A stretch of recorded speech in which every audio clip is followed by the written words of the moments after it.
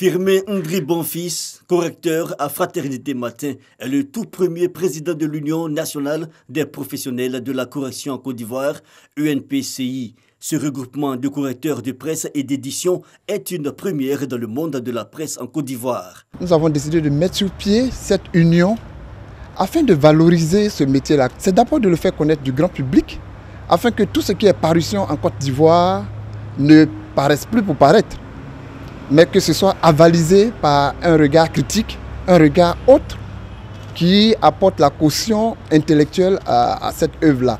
Peu nombreux, mais maillon incontournable, les correcteurs sont le regard extérieur des journalistes. Ils permettent d'éviter d'éventuelles fautes. Pour être correcteur, il faut une bonne culture générale, se mettre en union, une initiative qui acquiert l'adhésion du représentant du parrain. L'union vient véritablement à son heure pour pouvoir revaloriser l'image du correcteur qui est mal perçue, mal connue de la société. Nous pensons que le correcteur doit rester le gardien de la qualité de l'écrit et qui doit rester ce maillon essentiel qui, tout en étant dans l'ombre, participe pleinement justement à enrichir les papiers, les écrits des journalistes, les écrits des auteurs. Cette cérémonie a été également meublée par une conférence de presse animée par Michel Kofi. Autour du thème, le correcteur, cet autre lecteur pour montrer son rôle au quotidien dans une rédaction. Le nouveau président souhaite que les gouvernants intègrent le correcteur à l'administration publique et cela afin d'éviter les fautes sur les documents délivrés.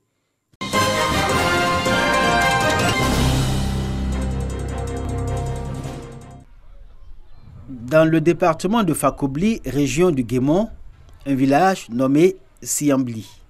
Bienvenue en pays Wobé. Pour Siambli, village de la sous-préfecture de Fakobli, un nouveau jour s'est levé depuis ce qui apparaît comme un acte majeur, la mise sous tension du village. Merci au gouvernement et à son président de la République, son Excellence Alassane Ouattara, qui a bien voulu penser à nos parents. Une satisfaction totale.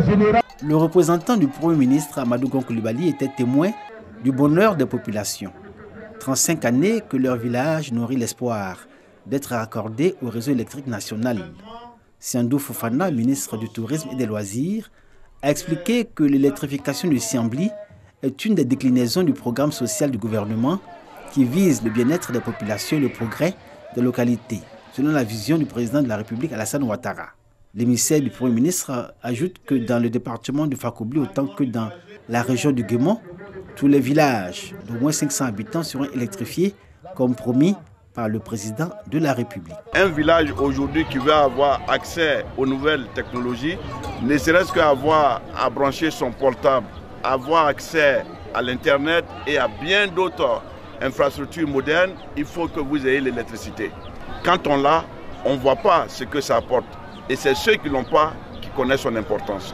Dans le courant du changement survenu à Siambli grâce à l'électricité, les populations ont bénéficié d'une opération de distribution d'ampoules à faible consommation. Cette initiative de Côte d'Ivoire Énergie vise à réduire le coût des factures d'électricité dans les foyers. Une opportunité pour la population de Siambli, accueillie avec enthousiasme et ferveur.